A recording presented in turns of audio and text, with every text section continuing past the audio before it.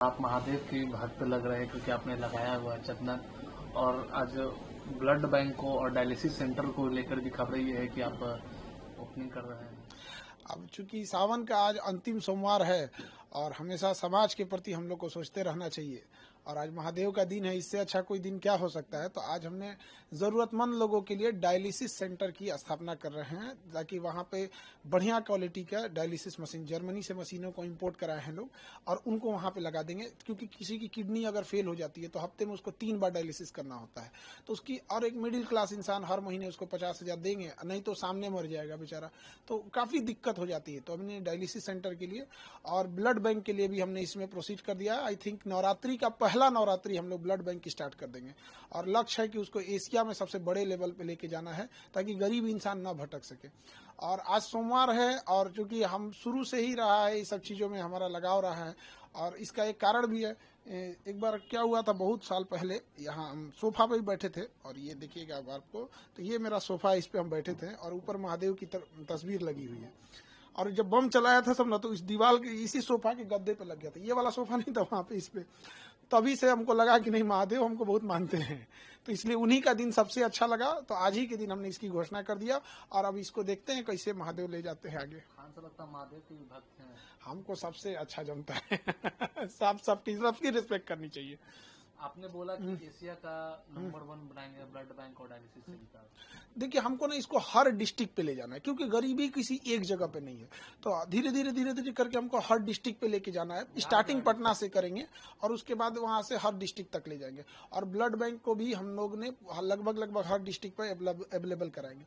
और खास करके अगर आप देखेंगे तो बिहार में तो अलग अलग ही है, बनारस में भी बहुत ज्यादा ब्लड का डिमांड होता है, क्योंकि बनारस के पास मेडिकल इंफ्रास्ट्रक्चर ठीक है, तो अगल बगल के लोग भी वहां जाते हैं इलाज कराने के लिए, बट वहां उनका कोई परिचित नहीं मिलता है। खास करके पटना में भी गांव से कोई आते हैं तो उनका कोई परिचित नहीं मिलता है, तो उनको ब्लड की बड़ी किल्लत हो जाती है, बेचारे रो देते हैं लोग यहाँ। इसीलिए हमने इसकी पहल की कि हमें समाज ने हमें कुछ दिया है, तो समाज को लौटा के जाना है। यही एक मानव धर्म होता है। अन्यथा मतलब अगर समाज के काम ना आ सके तो क्या ही कर पाएंगे। और इसको धीरे धीरे हर एक डिस्ट्रिक्ट पे ले जाएंगे, ताकि कोई भी इंसान को एक भलाई हो सके, उसको समाज को एक अच्छा आउटकम मिल सके। खान सर, आप शिक्षक के साथ साथ आप समाज सेवक भी बनेंगे, क्योंकि एक समाज का अच्छा कार्य होगा। शिक्षक को हमेशा समाज को लेके ही चलना होता है, क्योंकि कहा जाता है हम शिक्षकों के बारे में कि हमारे गोद में निर्माण और विनाश दोनों पलता है। यदि हम बच्चों को अच्छी रास्ते पे दिखाएंगे तो कल को बच्चों में से भी एक लाखों बच्चे पढ़ते हैं, कोई प्रेरित होगा। तो छोटा मोटा ऐसे ही करके हम जब एक दूसरे का जब सहयोग करेंगे तो बहुत आगे जाएंगे। और सबको एक दूसरे का सहयोग करना चाहिए, क्योंकि गरीब को भी उतना ही जीने का अधिकार है जितना एक अमीर को। लेकिन वो कई बार परिस्थितियों का मारा हो जाता है, और उसके खास करके मेडिकल फील्ड में काफी भुगतना पड़ता है। तो प्रयास यही है, अगर उनको ज्यादा अगर ऐसा होगा तो इन फ्यूचर हम उन लोगों के लिए, जो मतलब गरीब, जैसे अमीर लोगों के लिए तो मेदांता है, दुनिया भर के हॉस्पिटल है, क्या कमी है, 5 स्टार होटल को आजकल हॉस्पिटल पीछे कर रहे हैं सर। बट गरीबों के लिए उनमें भी हम लोग आगे इस पे प्रयास कर रहे हैं। कैसे ये वर्क करेगा ब्लड बैंक और डायलिसिस सेंटर आम पब्लिक के लिए, कैसे वर्क करेगा? अब इसको हम लोग आज तो मतलब न्यू रख रहे हैं हम लोग इस चीज को, क्योंकि आज महादेव का दिन है, और हमको लगता है कि कोई दिक्कत नहीं आएगा, महादेव साथ है। और वर्क ऐसे ही करेगा कि जैसे कोई भी गरीब आ रहा है बाहर से, अगर उसको डायलिसिस की जरूरत रहेगी या ब्लड की जरूरत रहेगी, तो उसको किसी भी परिचय की जरूरत नहीं है, और उसके लिए पैसा बाधा नहीं बनने देंगे। यही उद्देश्य है। अब बात करें, मुख्यमंत्री नीतीश कुमार ने, उन्होंने ट्वीट भी किया, आज ही ट्वीट किया है, टीआरडी 4 और 5 को लेकर के डोमिसाइल नीति उसमें लागू। खान सर का क्या है? देखिए, डोमिसाइल नीति लागू कर देंगे ये, और इसमें एक और चीज उन्हें करना चाहिए था सप्लीमेंट्री रिजल्ट के लिए। तो एक होता है कि बच्चों को एक उम्मीद भी थी कि मुख्यमंत्री हस्तक्षेप किए तो सप्लीमेंट्री रिजल्ट भी दे देंगे, क्योंकि बहुत सारे बच्चों का लास्ट अटेम्प्ट है, और थोड़ा बहुत मान के चलिए वैकेंसी ही है, डेट ऑफ बर्थ की वजह से अगर किसी को छांट रहे हैं तो उसको ले लेते ना चाहिए। और डोमिसाइल, अब अधिकारियों को क्या हो गया है, 6 महीना ये लोग ने ठंडी, बरसात, गर्मी, मारा लाठी पुलिस से, गर्दनी बाग में 8-8 महीना से बच्चे पड़े थे सर, और आखिर उन्होंने मान ही लिया। तो बस यही कहते हैं कि अधिकारी लोग को क्या हो गया है।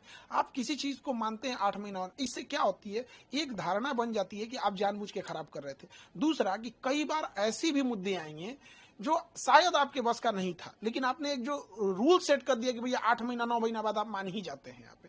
तो ये सोचना चाहिए कि आपका हर एक डिसीजन आगे के लिए हो। लेकिन हाँ, ये बच्चों के लिए है, चाहे बच्चे जो काफी समय से संघर्ष कर रहे थे, उनका ये बच्चों की जीत है। ये चुनावी साल है, तो इसलिए नीतीश जी ने भी किया है। हाँ, जो भी अब इसमें सप्लीमेंट्री भी दे देते तो बड़ा दिल से धन्यवाद करते, क्योंकि बड़ा रोते हैं सब बच्चे आके। अब बताइए 25-30 हजार की नौकरी के लिए कोई बड़े घर का बच्चा तो आएगा नहीं। तो ये सभी चीजें हैं, थोड़ा इसमें ज्यादा और सीरियस सोचना चाहिए। एसएससी का प्रोटेस्ट भी जिस तरीके से जो हुआ दिल्ली में, उसको लेकर एसएससी में नाकारे लोग बैठ गए हैं, जिनको मतलब कोई काम धाम नहीं बचा हुआ है, जिसे पता ही नहीं है कि क्वेश्चन कैसे आता है, लैपटॉप में लेके रिजल्ट बैठा है। पुलिस का बर्ताव भी बहुत गलत था। हमारे एक शिक्षक को एक अमानवीय भाषा बोली गई पुलिस के द्वारा। पुलिस भी ना भूले कि हम लोग भी पढ़ा रहे हैं बच्चों को, और हम अपने लिए नहीं लड़ रहे हैं। जो भी शिक्षक हैं आज भारत के एकजुट हुए हैं, अपने लिए नहीं, इन्हीं के लिए कर रहे हैं। जो संस्था ऑलरेडी ब्लैक लिस्टेड है, उसको एसएससी ने टेंडर कैसे दे दिया? मध्य प्रदेश में एडीक्यूटी को ब्लैक लिस्टेड श्रेणी में रखा जा रहा है। अब वो एडीक्यूटी यूपी और बिहार में एंट्री मारने के लिए सोच रही है, तो उसे यहां भी रोकना चाहिए और उस पर दोबारा विचार करना चाहिए कि बच्चों के भविष्य के साथ न खेले। एक अंतिम सवाल है खान सर, पूरे देश में भी जितने भी वो प्रोटेस्ट चल रहा है एसआईआर को लेकर, चाहे वो पार्लियामेंट को लेकर, और विपक्ष सभी लोग कर रहे हैं कि क्या लगता है जिस तरीके से चुनाव आयोग में जो ये समय भी चुनाव, बिहार में भी चुनाव भी साल है यहाँ पर, तो खान सर का क्या रहेगा एसआईआर को लेकर? देखिए, चुनाव आयोग हो गया, सुप्रीम कोर्ट हो गया, ये जो संवैधानिक संस्थाएं होती हैं, ये राजनीति और पार्टी दलगत चीजों से ऊपर होती है। तो इनको कहीं ना कहीं इससे देश का भी साख जुड़ा होता है, तो इन्हें स्वतंत्र रूप से काम करना चाहिए। और थोड़ा मीडिया को भी इसमें सजग होना चाहिए। क्या है कि मीडिया चुनाव से पहले ओपिनियन पोल दिखाने लगती है, तो आप जब 2 महीने से किसी चीज को दिखा रहे हैं कि ये जीतेगा, ये जीतेगा, ये जीतेगा, फिर चुनाव के दिन अगले दिन एग्जिट पोल दिखाने लगते हैं, फिर अगले दिन विश्लेषण करने लगते हैं। अब एक जो इंसान, एक साधारण इंसान घर में टीवी पे देख रहा है 2 महीने से फलाना पार्टी जीतने वाली है, जीतने वाली है, अचानक जब कोई दूसरी जीतेगी तो क्या बोलेगा? तो एक चुनाव आयोग पे इस पे रोक लगाना चाहिए कि भाई आप क्यों एग्जिट पोल दिखाएंगे, वो तो अपना ही रिजल्ट दे देगा यहाँ। दूसरी कि चुनाव आयोग को हमेशा देश के प्रति सोचे, और अगर कोई भी एक व्यक्ति छूट रहा है तो ना छूटे यहाँ पर। हाँ, जो इलीगल है वो बचना भी नहीं चाहिए, और जो योग्य है उसका नहीं करना चाहिए। अब चूंकि बिहार में ये समस्या इसलिए हो जाती है कि यहाँ पे बहुत सारे मजदूर पलायन किए हैं रोजगार के लिए, तो वो इतना जल्दी आ नहीं पाते हैं, तो ये एक बड़ी समस्या है। इस पे हमको लगता है चुनाव आयोग और सुप्रीम कोर्ट जो भी हो, इसे अच्छे से इसे फाइनल कर लेंगे लोग। 65 लाख लोगों का बिहार में कटा है, वोटर लिस्ट से नाम कटा है। देखिए, ये वो लोग भी हो सकते हैं, इसमें मिलाना पड़ेगा कि वो 65 लाख लोग क्या पिछली बार वोट दिए थे लोकसभा में, तो ये भी तो एक चुनाव आयोग पे भी और एक भारत की छवि पे भी जाएगा कि आप एक इलेक्शन में उनसे वोट डलवा रहे हैं, एक इलेक्शन में कटवा रहे हैं। तो इसमें ये बात राजनीति और ये सब चीजों की नहीं है, एक वर्ल्ड हमें किस नजर से देखेगा, फिर हमारी रैंकिंग लोकतंत्र में कहाँ जाएगी। तो हमेशा ऐसा स्टेप होना चाहिए कि देश सर्वोपरि होनी चाहिए, राजनीति दल ये बाद की चीजें है, देश रहेगा तो सब रहेंगे। तो ये बड़ी जिम्मेदारी आती है, खास करके सुप्रीम कोर्ट, चुनाव आयोग जैसे निष्पक्ष संस्थाओं की ये जिम्मेदारी बन जाती है।